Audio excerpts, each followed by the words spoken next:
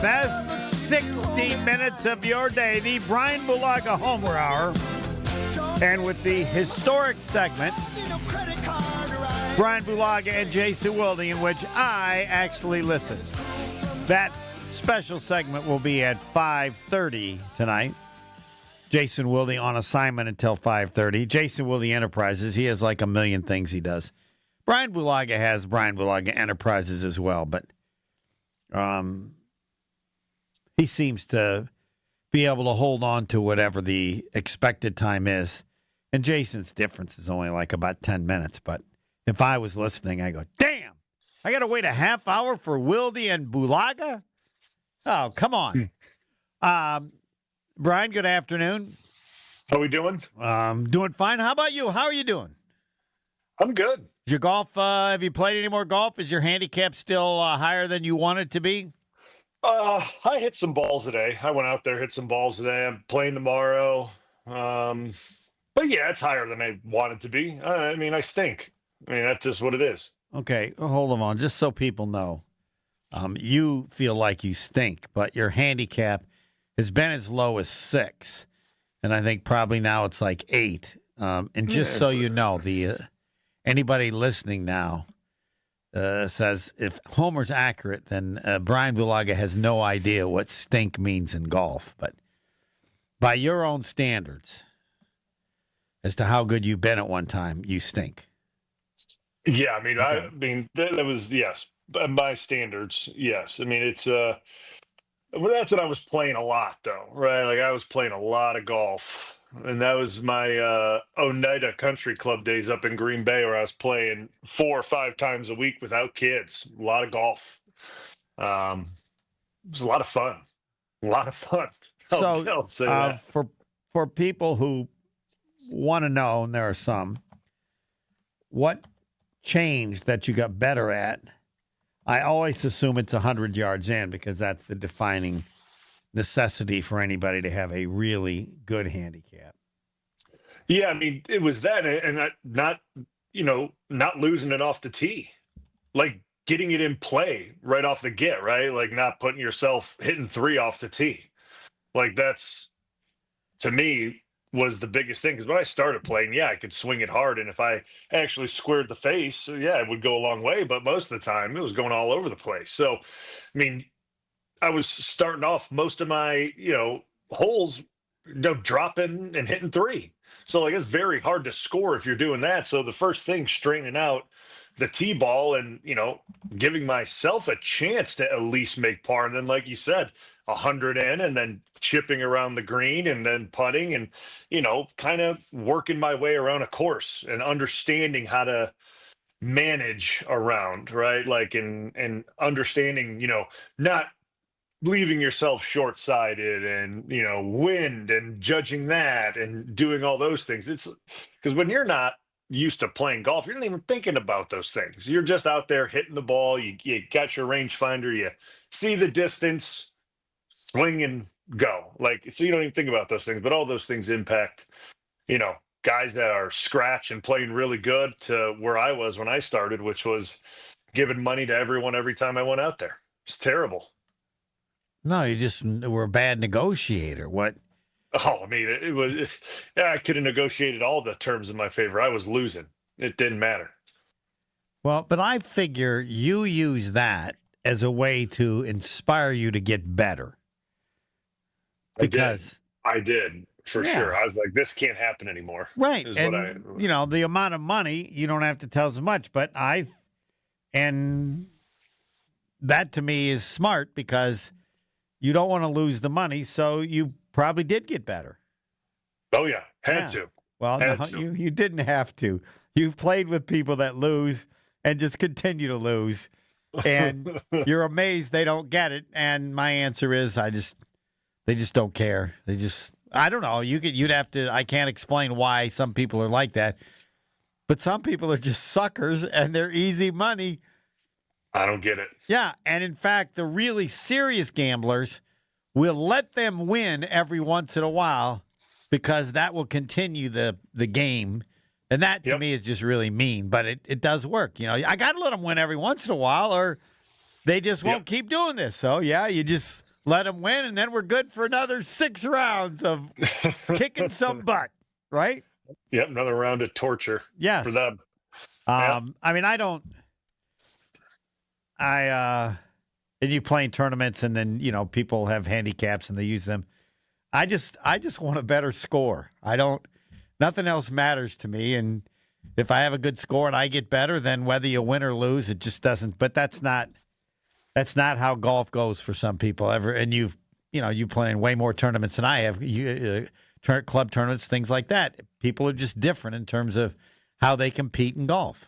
Yep. They want more strokes. They want more shots. It's not really about being better. It's about getting more shots, unfortunately. Yeah, or figuring out a way to win. And I'm going, I mean, I've been in, if it's handicapped, I don't really consider it winning. To me, the only people that win are the ones that have the best scores, and they're playing in championship flight. So I'm happy to win or not win, but those, to me, are the only people. If you're getting strokes, you can't win. You're just, you have a better score. But they're basically saying, handicap says, to some degree you suck, so we're going to have to help you out so that it's competitive. That's it. Yeah, that's essentially what the USGA is saying. And I mean, that's why they got the club championships and all that, right? I mean, that's why they have all that for the really, really good golfers to be in their own flight. And, I mean, we're talking member guests and stuff like that. I mean, to me, I make those as fun events, right? Yeah, they're competitive, but you have fun with your guests and enjoy yourself and play some golf, and whatever happens. Yeah, and you have some good holes, but I mean, if I have a bad score, I don't care what money. We used to play with the different people, and if I broke 80, I didn't care what money I won. I just gave it all back. It's like, hey, I broke 80. Keep the money. I don't care, because I'm not remembering how much money I won. I'm remembering that I just had an incredible round. So, all right, Pebble, what do we have for our Discount Liquor Twitter poll question? So our Discount Liquor Twitter poll question today at the Homer Hour on Twitter, at ESPN Milwaukee on Twitter, with the Mother's Day right around the corner coming up on Sunday. Homer says mothers are more loved by their children than their fathers are. Agree or disagree? Early on in the voting process, 57% disagree, 43% agree. Wow. Wow. I mean, it isn't even close in our family or with me. But I thought all families were that way. I thought that's... Yeah, it's I didn't say more important, because I think that's a distinction to make. I just think moms, maybe everybody's mom is different, but moms, I always thought by nature, that's just, there's a special feeling you have for your mom that is different than your dad. But I mean, how do you vote? How do you vote? I'd vote mom. I would vote mom, that the kids are always going to, if they need something, they're always going to go towards mom first for, whatever it may be. So I vote mom on it. Like, that's just the way I see it. It has nothing that they, like, who is, like, do they not like their dad? Like, that's not the question. Like, it's just, I mean, you see with, my kids as well. Like, obviously, my wife is a great mother, so my kids always go to my wife for a lot of stuff. That doesn't mean at least I don't think I'm a bad dad, but it just has to do with my wife, I think being a great mom, and the kids, love their mom. That's okay. That's great. Yeah, I not only think it's great, I support it. Yeah, it's great. And I had never done this, and somebody asked, how they asked my daughter how our parents were, and like it was the first time I'd heard her comment on what I was like and what her mom was like, and I remember thinking, oh, all right, okay. Sounds good. Ain't going to change the way I did things, or if I feel like I really needed to change things. So that's the way it goes. But yeah, mothers are just, I don't know. They're just, there's more nurturing and things like that. Like, well put. That's the word. Yeah, yes. That's just what it is. And obviously kids at a younger age, especially, are going to be more drawn to that. That's just what it is. Like, and I don't, and that's okay, right? I mean, because you look, I mean, and this may not be everyone's, right? And I'm not saying that my wife doesn't discipline the kids, but normally I'm disciplining the kids. That's the way it goes. I'm not saying that's the way it is with everybody, because my wife sure lays the hammer down when she has to. Believe me, you don't want to get on her wrong side, because normally it's directed at me. But it's just the way it goes. But the percentages are really high on that. That's interesting to me, but that's okay. I mean, hey, to each their own. Yes, I love the fact that our kids love their mom. That's what I want. Yeah, but yeah, and I don't, who makes decisions, and I know this especially when I talk to athletes in the NFL who came from terrible, terrible areas. And so many of the kids they grew up with either died or just, and I always said, how'd you do it? And inevitably, there's a mother or a grandmother that often, I'd say 80% of the time, they talked about the role and the toughness. So it's not, but, and because that's, I mean, I have that question today when you have people grow up from a certain area, a certain neighborhood. Some make it and many don't. Well, why do the ones make it? I think sometimes they can be just a little bit smarter where they avoid that terrible decision, because it only takes one terrible decision in a bad area to do something way worse than when I made a terrible decision in my neighborhood. But then there's always someone who touched them and raised them and loved them, and doesn't matter how mean they were, they always knew that person loved them every day. But mother figure. Yes, a mother figure. Yes, and sometimes I guess that could be the father, but generally it's a feminine person. All right, we will get to the Packers next, and then that great segment with Jason Wilde and Bryan Bulaga soon. More of the Homer Hour coming up next on 94.5 ESPN. A bit slow southbound on the bypass from about National Avenue down and around the Hale interchange past Forest Home. The westbound side's got some backups too coming out of the Mitchell interchange past Loomis. Southbound 43, watch for backups from Capitol Drive all the way down to about Lapham. The northbound side slowing down at the base of the high-rise bridge up and over and in through the Marquette to about Keefe. Southbound on 41, that's still our worst spot right now from before Good Hope Road. It's going to be solid all the way down past Capitol Drive. I'm Debbie Lazaga with your WTMJ Time Saver Traffic. Traffic is brought to you by Third Ward Beer Garden. Experience Milwaukee's favorite beer garden, open Wednesday through Sunday with live music Thursday through Saturday. Good times and great vibes await at Third Ward Beer Garden. And checking the TMJ4 Storm Team forecast tonight, clear and chilly, frost inland with a low of 38 at the lake, 33 inland. Tomorrow, sunny skies, a high of 60 at the lake, 68 inland.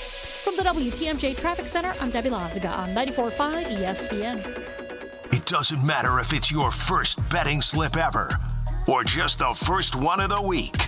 We've got your Potawatomi sportsbook picks covered. Tune in Wednesdays to the Weekly Wager with Greg Matzik, Ben Brust, and Jen Latta. If someone gives you 10,000 to 1 on anything, you take it. The Weekly Wager, Wednesday nights at 6, right here on 94.5 ESPN, the Wisconsin On Demand app, and ESPN Milwaukee's YouTube channel.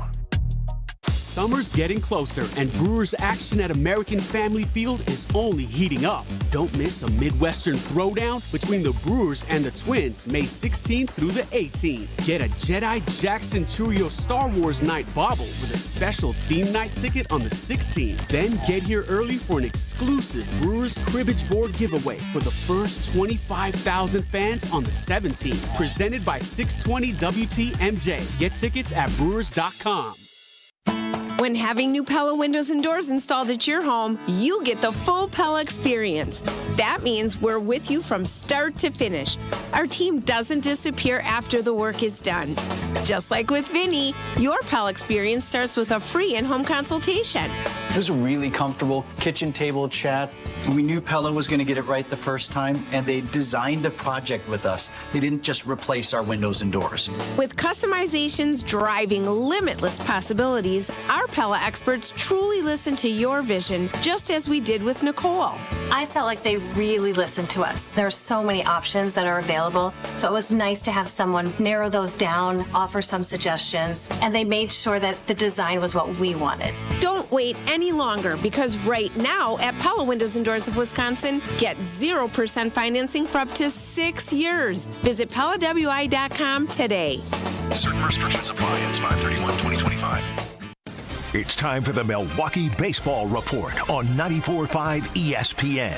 Brought to you by National Liquor Mart. Packed with the best beer, liquor, seltzer, and spirits deals in town. Located at 16th and National in Milwaukee. Open 9 a.m. to 9 p.m. daily, where your satisfaction is their plan of action. The Brewers still looking for their first series sweep of the season after dropping the finale of their 3-game set with the Houston Astros 9-1 at AmFam Field. The crew manages 4 hits off Stroh's pitching. One of those accounted for the team's lone run, courtesy of Eric Haas's second home run of the season. And a fly ball deep center. Myers back, track, wall, gone! Eric Haas, his second home run of the year, and he gets the Brewers on the board here in the bottom of the 5th. The Brewers finished their homestand at 3-3, now an even 19-19 on the year. Start a 6-game road trip Friday night with the first of 3 against the Tampa Bay Rays. This has been the Milwaukee Baseball Report on 94.5 ESPN. Brought to you by National Liquor Mart. This is the Homer Hour on 94.5 ESPN. One. The Bryan Bulaga Homer Hour, which means Bryan Bulaga takes care of his partners. That's right. I want to talk to all my listeners and the Homer Hour listeners about my friends at Surfside. Living in Florida, I'm on the golf course a lot. And when it's time to reach for a cold beverage, it's always going to be a Surfside iced tea and lemonade plus vodka. That's right. It's golf season in Wisconsin, and there's no better drink to enjoy on the course. It's light, refreshing, and made with real vodka. Surfside tastes cleaner than all those other drinks and doesn't leave your mouth feeling like it's coated in sugar. Plus, there's a great variety of flavors, like my favorite, the half tea, half lemonade, strawberry lemonade, peach tea, and so many more. Only 100 calories, 2 grams of sugars, and 0 bubbles. That's right, no carbonation, so you won't be feeling bloated and full after a drink or two. Cheers to hitting the fairway, and cheers to Surfside. It's tea time. Must be 21 years or older. Please drink responsibly. Discussing the Green Bay Packers. Pebble, is it right? They're 22-1. Yeah, 22-1. Yes. I saw your tweet earlier today, Homer, about who was the last 22-1 preseason team to win the Super Bowl. And that was the New York Giants in 2011. Right. Right. Please don't tell us. Yeah. But I want to go back and see where they were, those teams were. Somebody mentioned I've got a couple of it. The Ravens in 2000, 22-1. The Giants, 2007, 30-1. The Raiders, 1980, 35-1. Yeah, the Rams were 150-1 in 99. Right. So my premise is that when you, for example, look at the Giants and use that as a comparison, sorry, Brian, but there's no one that believed in them when the season started. My point is that they were a huge surprise. Yeah. And so that when you think of if you believe in the Packers, realize kind of who you're believing in to know how big a surprise it would be. And yes, it's been done. Not very often, but it happens. Pebble, what was our odds in 2010? What were the odds that we had in 2010? That's a great one. Let me go check. Hold on 1 second. Because there's a great example. Because as the season went on, especially to me with the defense, it was clear. But that was because the losses early in the year. Yeah, exactly. But they still could have been decently. I think the ratings were always decent. With Aaron. With Aaron. And with Brett Favre. But because like the Giants, I mean, but they had Eli. Yeah, they had Eli. We all know Eli was never special. There was never a season. And then after he won it in 2007, then you go, well, he could do it again. In 2010, you were 110-1. Wow, really? Yeah, plus 1,100. That's 110 to 1, right? No, it's 11 to 1. It's 11 to 1. Yeah, so 11 to 1 there. There we go. Yeah. Yep. 11 to 1. Well, which Okay. would make sense. Yeah. You know, so you look at that and you say, all right, double that. I don't know what what team but again, it doesn't mean it can't happen, but it means the degree to which it would be a surprise. And like the Packers did then, even certain things are going to occur in a season that will tell you more about that team than what was believed when the season started. It could be Jordan Love. It could be the wide receivers. It could be, the defense. Or I don't know if one I would think an offense that showed the ability to make big plays vertical and have Jacobs would touch people very early in the year as to how good the Packers could be.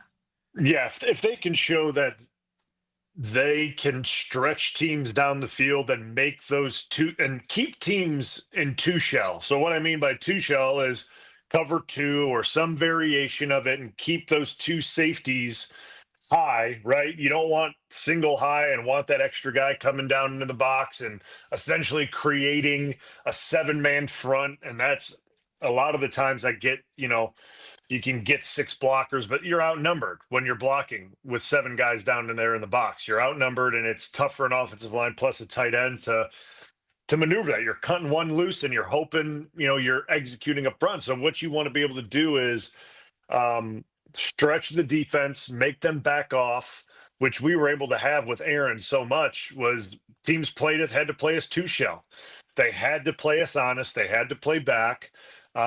Which when we wanted to run the football, it was a very clean look. I mean, it was very clean. It was nickel defense, 4 down, 2 backers, and obviously safeties would come flying down late once they read, run. You would see them and you could account for them, or depending on the team you played. Obviously, teams like Seattle, when Chancellor would be down there no matter what, it's all per game plan. But you want to be able to early on set the tone for these defenses on tape that we're going to have our speed wide receivers like Golden run past you through the middle of the field. We're going to run past you, so you can't play one high because you need to protect the other safety with the other. So that's what I'm hoping, they're able to do early, because that's going to help the run game tremendously. If you're looking at light boxes early on in the season with Jacobs, it's going to be easy pickings. I don't know if you can or how you want to explain the run game in terms of at junior high level for people to understand the essence of they've added 2 offensive linemen that weigh 9 million pounds. Yeah. Now, is that nothing because the offensive lines, and I think specifically of Philadelphia, and I don't know if it's true, but they had one guy there whose forearms, not forearms, but his upper arms were as big as legs. And I don't know, were there offensive linemen? Now, you talked about 305, or what was it, 305 or 315? Was it you talked about what you weighed or your teammates weighed? Yeah. And now it seems we're talking about, I want to be accurate here, like 350. Is that, am I going too high? Yeah, well, I don't know what Banks weighs. You know what I mean? I don't know what Banks weighs. And Belton and what we saw was like 335 or something like that. So better to go from 305, 315 to what? 325 to 335. Clearly, Banks is listed at 324. Clearly, they're bigger. Banks is at 324. So add 10 to that. So 335. I mean, you wouldn't have think you could get bigger than 305 to 315, but it's fair to say. Is it fair to say that linemen are now even bigger? Yes. Okay. Yes, I would say that the guys that they've acquired are bigger. But across the league, would you say it as well? League wide, it's hard to. I don't think league wide. Because you look at certain offensive lines and it really is based on what the offense wants to do. Like a perfect example, it comes to mind right now because I played there. look at the Chargers offensive line. Sure, like Rashawn Slater, not a really heavy guy, like not at all. Like you look at their interior three, they're not big maulers. You look at the right tackle, I think it was Alt, like he's really tall, but he doesn't weigh 335. He's probably 315. So like you look at what these teams, what they're all looking to do, and it differs, right? Like it's based on what these teams want to do. Like the Detroit Lions, their offensive line, like they're not all massive human beings, right? They're not all just big guys. Like they're actually, probably in that 315. So they would be more like what Harbaugh's doing with the Chargers. By the way, someone on YouTube says those guys are taller than you. This isn't about you, but are they taller than they used to be as well, or is that not a factor? Well, I mean, so what am I, 6'5.5"? I mean, if you're getting guys that are 6'8", no, I'm not buying buying that. There aren't that many of them there. Yeah, there's not a bunch of those guys, right? I mean, 6'6" is a tackle, 6'6", 6'5". You start to get to 6'7", 6'8" tackles. Now you're worried about leverage issues, right? And you're concerned about that. There are some, but they're still viewed as odd at that height. Yeah, but I mean, Alt, right? Like Alt out at the Chargers, the rookie. Like he's able to bend really well. Like he's going to be a really good player. But you look at like around the league, they're just not as common. But they're bigger right now in Green Bay. All right, we'll get Jason. I want to ask this last question. You guys can, but. Is it also possibly because the defensive linemen are bigger, or am I just making that up? Well, the game is changing because the run game is becoming relevant again. Because you look at the Eagles, you look at, I would say, Green Bay, for example, you look at Detroit, you look at all these teams that are making it deep in the playoffs, they have a run game and they rely on their run game. And to stop a run game, you need big defensive linemen, and how do you counter that? You have to block big defensive linemen. Are those defensive linemen now 325, 335, or what size were you going against? I mean, you look at the Philly D linemen; they're enormous. Correct. I mean, interior-wise, it just depended on the guy, right? 305 to 325. I mean, you play Vince Wilfork. I mean, he was 350 on a bad day, right? Like, I mean, that was, but Vince could move. Vince could move for a enormous human being. So like Haloti Ngata, like was not small at all. Like, so it's just like, it depended. So, it's based on the team and the scheme and what they're doing and how what they want to set their defense up and what they're looking for, right? Like if they're running a 3-down scheme, you're going to see a bigger nose tackle, and the 4 techs are going to be a certain size, right? Probably around 295 to 305. And then their edge rushers, their outside backers are going to look like Clay, right? And that's the way it's going to look. So 4 down, it's a little bit different. They're going to look like Green Bay does now. Jason Wilde and Bryan Bulaga, not necessarily in that order, next. The Homer Hour is back after this on 94.5 ESPN. Backups along southbound 43 really hitting the brakes from Capitol Drive down through the Marquette to the KK River crossing. Northbound's backed up out of the Marquette all the way up towards Keefe. Eastbound 94 slowing down from about Highway 164 all the way through the Barker Road area. Then more delays from just about 84th Street to about Mitchell Boulevard. Westbound side's backing up from 35th Street past Mitchell Boulevard, and then again from just before 84th all the way to Calhoun. When business brings you to Milwaukee, make the Knickerbocker on the Lake your home base. Enjoy modern meeting rooms, lakefront views, and refined dining. Visit knickerbockeronthelake.com to book today. And checking the TMJ4 Storm Team forecast tonight, clear and chilly, frost inland with a low of 38 at the lake, 33 inland. Tomorrow, sunny skies, a high of 60 at the lake, 68 inland. Weather's brought to you by National Liquor Mart at 16th and National in Milwaukee. Packed with the best beer, liquor, seltzer, and spirit deals in town. Open 9 a.m. to 9 p.m. daily, where your satisfaction is their plan of action. From the WTMJ Traffic Center, I'm Debbie Lazaga on 94.5 ESPN. The only thing that tops our selection is your savings discount liquor. Did you know that the phrase, "when is Mother's Day," is the most searched when phrase in the world? So just to be safe, let me remind you that Mother's Day is this Sunday. Yes, this Sunday. Need a bottle of wine or champagne for brunch? Or maybe a great gift idea? Remember, moms sacrifice so much for us. And it starts by going 9 months without alcohol. Hi, this is Marie from Discount Liquor, where since 1960, we have provided the best selection and the lowest prices. We stock literally thousands of varieties of beer, liquor, wine, and mixers. Over 15,000 actually, but who's counting? The point is, you want it, odds are we have it. Combine our incredible selection and everyday low prices with our 2 convenient locations, and you've got your one-stop shop for a great Mother's Day gift. Discount Liquor in Milwaukee on 51st in Oklahoma and in downtown Waukesha on Barstow in Maine. Discount Liquor. Happy Mother's Day. Let's talk about Home Turf.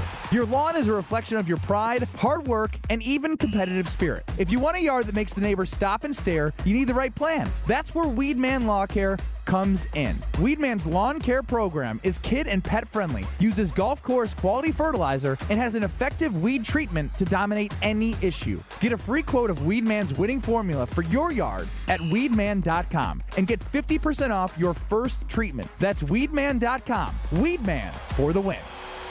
It's happened again. Another local organization switching to business technology from James Imaging Systems. This time, it's St. Anne Center for Intergenerational Care. CFO Sally Parente. We were unhappy with our previous vendor. It was always a big production. We also had some issues with pricing. And now with James Imaging Systems, The service, the value, and the ease with which we can just keep using their service and not having any big headaches. We're getting value here as well. just what you'd expect from James Imaging Systems, a 100% Wisconsin-owned and managed company. AI-driven workflow automation, security enhancements, and digital transformation. I love that they're a local company. They've been a wonderful business partner for St. Anne Center. Make the switch to James Imaging Systems. Call 262-781-7700 or visit jamesimaging.com. James Imaging Systems, your local business technology partner. Buying and selling a home can be a stressful process. Hey, it's Jen Latta from Jen, Gabe, and Chewy. The We Sell group at Keller Williams has a goal of making it stress-free for everyone. Their passion is people, their availability is unmatched, something I'm experiencing firsthand while I search for a lake home to enjoy Wisconsin summers even more. Rob and Nick are there every step of the way, not just for their sellers, but also to potential buyers and their agents to bring in as many strong offers as possible. Get started today at wesell.kw.com. That's wesell.kw.com. You're listening to the Homer Hour on 94.5 ESPN. It's time for Jason Wilde on the Homer Hour on 94.5 ESPN. Jason Wilde and Bryan Bulaga, not necessarily in that order. And I get to listen after I do inform everybody that teams that are 22-1, like the Green Bay Packers, do not win the Super Bowl very often. There are exceptions. The New York Giants, Brian, 2011 won, and they were 22-1. Green Bay was 6.5-1 into the season. And when Green Bay, understandably, to some degree, surprised the world in winning 2010, they were 11-1. Twice the odds of the Green Bay Packers. Believe if you wish. What was it yesterday? 30%, Pebble? Something like that? 30%, yep. But understand the degree of surprise that it is. Bryan Bulaga, who's so nice, he gets to introduce Jason Wilde because he always asks how he's doing. Doc? Jason, good evening. How are you? I'm great. Sydney won her last 3 tennis matches of the day, so... she was like a young Steve True out there. It was impressive. So I'm in a great mood. Good. Even though an old Steve True calls Packers fans idiots for thinking they could win the Super Bowl. Yes, 30%. 30% as a group, they're idiots. It should be about, again, understand. Now, I think with more information, and that's why you exist, Jason, and the doctor exists, with more information, understanding the truth, they can still be as positive as fans, but a little more realistic. That's my hope. But take it away. Yeah. Back to you, Doc. Just to be clear, was the poll question that they will win the Super Bowl, right? That's what it was? Yeah. Uh-huh. So had it been higher, then I would have been concerned. If like 80% were like, oh, yeah, we're going to win the Super Bowl. Okay. But 30%, those are just some optimistic folks. Okay. Nothing wrong with being optimistic. There's nothing. Come on, man. No. Yeah. So, Jason, All right, I'm sorry. what? I mean, the KBN guys were hot on it. Did I miss something with Jair today? Like, was there a report? Did I miss something? Like, I guess I'm not on my phone a lot. So, what's going on? Yeah, I'll be honest. Neither am I, and maybe we're bad at our job. I don't think so, but maybe because and look, I am always. I think you guys know this about me. Extremely respectful of other people's work because I wouldn't want some jackwagon undercutting my work like people were trying to do with the Elton Jenkins conversation, which again, that is not me being stupid. There's something to that. Now, the report from Jeremy Fowler of ESPN was that they are working toward an agreement on an adjusted contract. And the only things that could prevent that would be a breakdown in negotiations or a unique trade offer, which I guess to me means those were the three options before, either a reworked contract to stay, a trade offer that they liked enough to trade him, or not being able to reach an agreement on an adjusted contract, and they cut him. So, I think what Jeremy, and I don't want to speak for him. I don't know who his source is, but whether that conversation was with John Thornton, Jair's agent, or someone else, I'm guessing that there has been movement by both sides toward the type of contract that would make it palatable to Jair to stay and to the Packers to be protected if he has another injury-plagued year. So I would think, and you were on the team in 2012 when Mason had that very difficult season. Now, that was performance. That wasn't availability. But if you remember what they did, he accepted a pay cut, and they built in all these incentives that allowed him to earn back every penny that he was giving up. And what did Mason go out and do? He had the best season of his career to that point, earned back every penny, and he made exactly what he would have made had they never done the pay cut in the first place. And he played great. Yep. So if Jair can do that, now I would assume that this would be incentives that would, and you know this, and this is another one of my pet peeves, because it incentivizes guys potentially playing when they shouldn't. Now, it also incentivizes guys from not being soft with injuries that they should play through and choose not to. But I would think that they would cut his salary. It's supposed to be $16.1 million, so maybe to $8.05 million, and then have the other $8 million be put in the form of game-to-game roster bonuses that he makes, whatever that would be. It's a lot. If it's 500, it would be a little under 500,000 a game that he would earn back every time he's active. So if they end up agreeing on that structure, great, right? And then, my issue with all this stuff is has Goody, has LaFleur on the Packers side, and has Jair on Jair's side been able to look at it and say, you know what, we were off to such a good start last year. He legitimately injured his knee. We obviously debated whether or not he could have played through it. We were all pissed about that Chicago game, but we all agree now, I'm being Goody here, me as Goody, Matt and Jair, that, hey, That was, bygones are bygones. I'll say this. They all still agree on one thing, that Jair, when healthy, is a damn good football player. I know Matt LaFleur feels that way. I'm sure Goody feels that way too. So maybe they can reach that agreement that allows everyone to win and him to stay. But again, I'm not gonna count that chicken until it's hatched.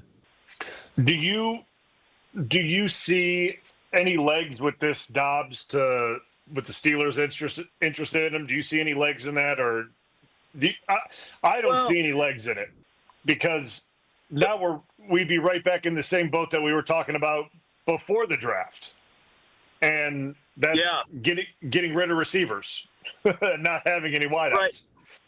Right. Now, here's what I would say.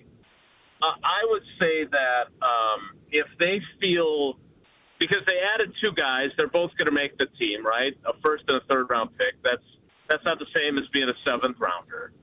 So that they had their six were Watson, Dobbs, Reed, Wicks, Melton, and Heath.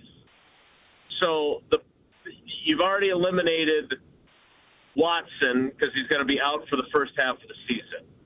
Now, do you want to eliminate another guy and then you feel good? Hey, they do. I know they like Bo for what he brings and the locker room guy and special teams guy he is. And I know they like Heath from a blocking perspective. I don't think he left the best impression heading into the offseason since he ran his route on the one interception completely wrong. And Matt LaFleur did something he rarely does and said so publicly that he ran the route incorrectly. So are you really going to then part with a guy that has some proven success in this league? I wouldn't do it if it wasn't a draft pick that I thought was worthwhile and one that could increase in value with conditions. Now, the problem here, as we all agree, is after how things played out last season with Romeo Dobbs, is it possible that within the building, and something they would never say publicly, that between his no-show before the Rams game and the two concussions late in the year, that they have reservations about him, that they're thinking, hey, we can get something for him.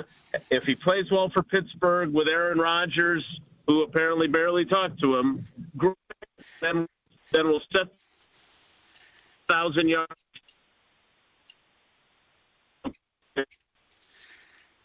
We're losing Jason a little bit, or is it just me? I think we lost him. That can't be. Then I got to talk. I think we lost him. I was doing a great job listening. I didn't interrupt at all, did I? No. And until we get Jason back, I guess I always look and we'll just see what they do, right? I mean, that's where the discussion to me about the players that they took in the draft. I mean, it's possible that they were just too good to pass up, but I think it also speaks of what you want to get better.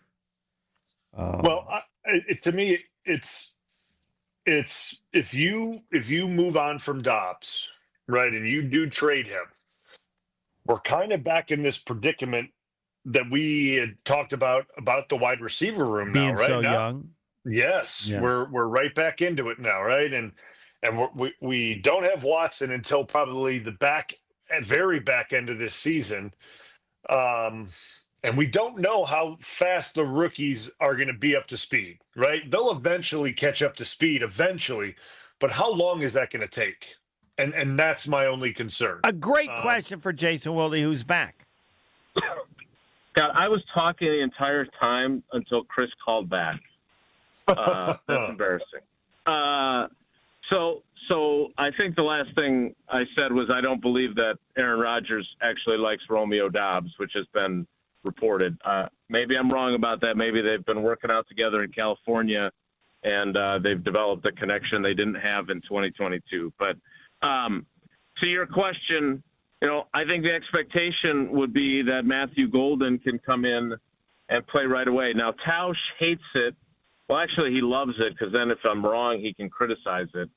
but Tausch always enjoys my comparing players to previous players. And the comp that I made, now I have no actual football playing evidence of this comp.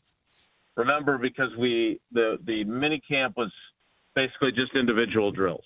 Yep. But the guy that Golden looks like in terms of his stature, kind of his smooth athleticism, is Greg Jennings. Okay. Because he's not big. He's not DK Metcalf, like totally ripped. He's a smooth 5'11" guy, and you know how good Greg was during your rookie year and the year after that. So if he were to be that good, that'd be great.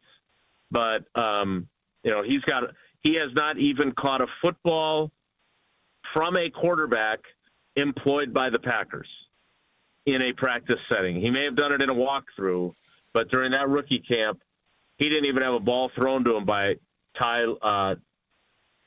Taylor Elgersma, not a single pass. So I'm not going to anoint him anything yet. But I think their hope, and the reason why he's a first-round pick, is because you feel like he can play plug and play to some degree. Now, what Savion Williams looks like, I don't know about you, Brian, but my anticipation is that they put together some sort of a package that makes sense for him. And he's got this group of plays where he runs end arounds and jet sweeps and lines up in the backfield and all those kinds of things. Yeah, I mean, I think they're going to see how he is, right? Like, I think they're going to see how he is in training camp, how he adjusts. And I think he's going to be one that earns his time, right? Like, and I think you look at in past history of Green Bay drafting guys in the second and third round, how those guys have earned their time, right? Like, and that's how it's gone. Then you look at the Jordys and the Greg Jennings and the Devontaes and the Cobbies. They all slowly earned their time, right? And it started as they were rookies, and they just got better and better and better, and they made plays, and they continue to make plays, and that'll be the same way for this kid. He'll have to go out there when he gets his opportunity, catch every ball that's thrown at you, make plays, get explosive gains when you can, and just make a name for yourself. And that's when you continue to get more and more opportunities. So there'll be packages that he will have built in. And, shoelaces get untied all the time throughout the year. You know what I mean, Jason? Shoelaces get untied, and especially at the wide break. Yep, especially at the wide receiver position, right? A lot of shoelaces get untied. So he's going to have an opportunity to go out there and show what he's about. So it's just a matter of, is he going to be ready to go when it's his opportunity? And that's up for, that's for him and the coaching staff to get him ready to go. All right, I have one question, and I've saved it because, Jason, I know you find it hard to believe, but we're late. I want to know from Jason or even Brian, anybody, how happy is LaFleur with these two wide receivers? I mean, is he really happy? Is he? I'm above everything else curious as to his mood privately, because they're not going to say much publicly, because then that means you're ripping the ones that are there. But won't you be able to see how excited he might be or could be about the weapons he's been given? Or maybe it's the confidence he has in players there being so much better. How happy is he? How happy should he be? I don't want to speak for him. I would say I know he was concerned, though, about not having Watson as part of their group. Like, I think he believes that Wicks and Reed can bounce back from not being what they were hoping last season. I don't know where he's at with Dobbs. I stand by my statement that there's, we forgive you, but we're not going to forget this kind of a vibe about him. Maybe I'm wrong. But, look, when he talked to Tausch and me at the Thunder Trio before the draft on Thursday night, he was acting as if he knew that there was a good chance they were going to take a receiver. And he had told me that McMillan was definitely going to be gone. So I wonder if he, was really thinking that it was going to be golden. And then we all know that in the third round, they had no intention of picking Savion Williams. They considered him at the second round pick when they took Anthony Belton, the offensive tackle out of North Carolina State. And then when Williams was still there in the third round, 30-some picks later, they were like, we got to take him. We have a second-round grade on him. And so that, I think, is what made LaFleur really happy because now, and I'll quickly just add this, one of the things LaFleur talked about during the offseason was that he thought Jaden Reed's lack of productivity in the second half of the year was because they got him beat up too much. And I remember a distinct play at Lambeau where it's like the short red zone, and he goes on an end around and just gets murdered. And he went out of his way to say, we have to take those hits off of him. And now he's got a guy that can take those hits off of him. Thanks, Jason. All right, guys, take care. Be good. Oh, I love to listen. The fourth quarter with the doc, Bryan Bulaga, the doctor of football, next. More of the Homer Hour coming up next on 94.5 ESPN. Spring is here, and your local IKEA is rolling out the savings outdoors for their annual sidewalk sale. This is Ben Brust. Come see us, Kyle Brust and Ortman, live from IKEA in Oak Creek on Friday, May 9th from 2 to 5 p.m. We'll be on site with ESPN Milwaukee and taking in all the deals. A wide variety of furniture and home furnishing accessories at big discounts. IKEA's annual sidewalk sale runs May 9th through the 26th. Come see KBN on site this Friday at IKEA in Oak Creek for the kickoff of their annual sidewalk sale. When you don't compromise on the court, you shouldn't compromise off of it either. Lose the calories, not the taste. Michelob Ultra, superior light beer. Enjoy responsibly. Anheuser-Busch Michelob Ultra Light Beer, St. Louis, Missouri. Copyright 2024.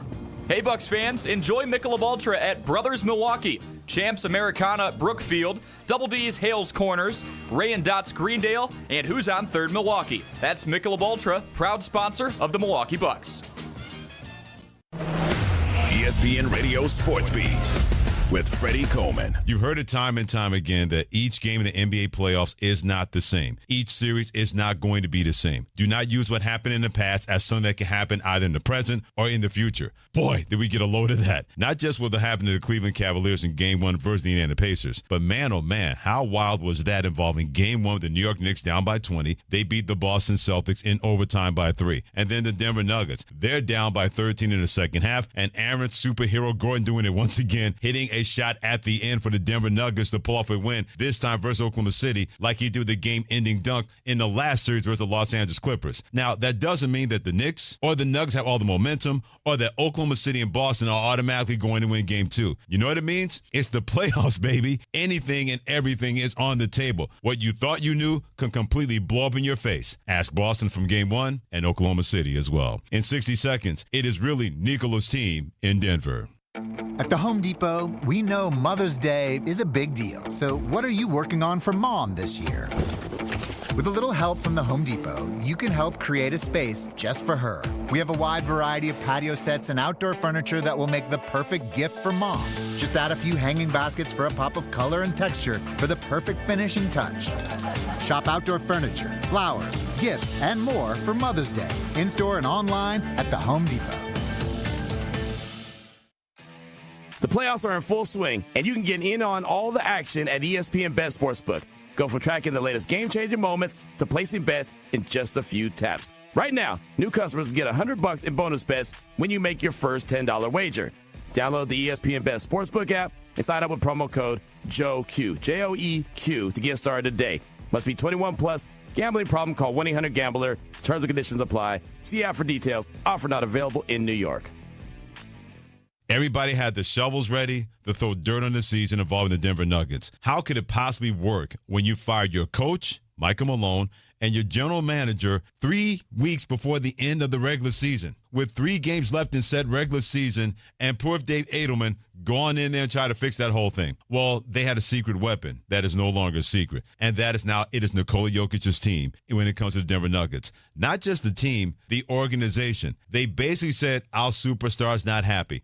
Let's make sure he doesn't think about going anywhere else. Not that he was going to do that, but you never know. And ever since then, he has been more vocal. He does not mind letting people know exactly what's on his mind on off the basketball court. Oh, yeah, it has benefited Nikola Jokic. But in the long run, it has definitely benefited the Denver Nuggets. They may have more championships in his tool bag than we could have ever imagined based on that move. For the ESPN Radio Sports Beat, I'm Freddie Coleman of ESPN Radio's Freddie and Harry. Welcome back to the Homer Hour on 94.5 ESPN.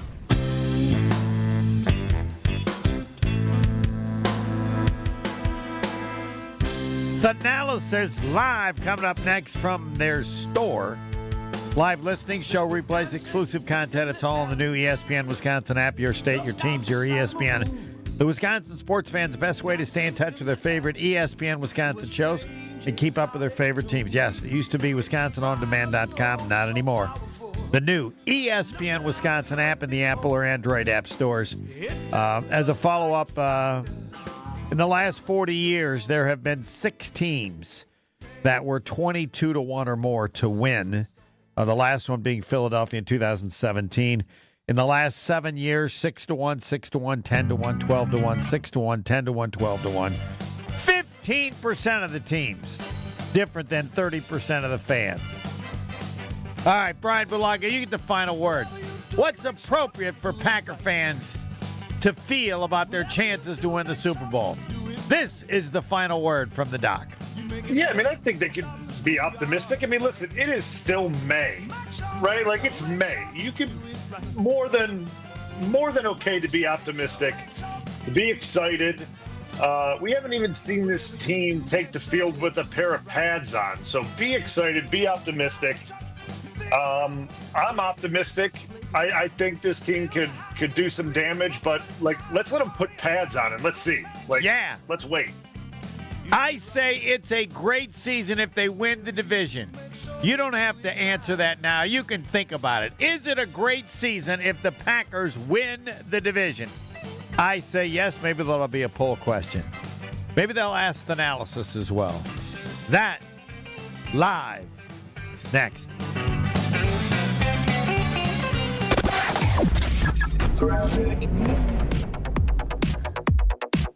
Backups along southbound 43, really hitting the brakes from Capitol Drive down through the Marquette to the KK River crossing. Northbound's backed up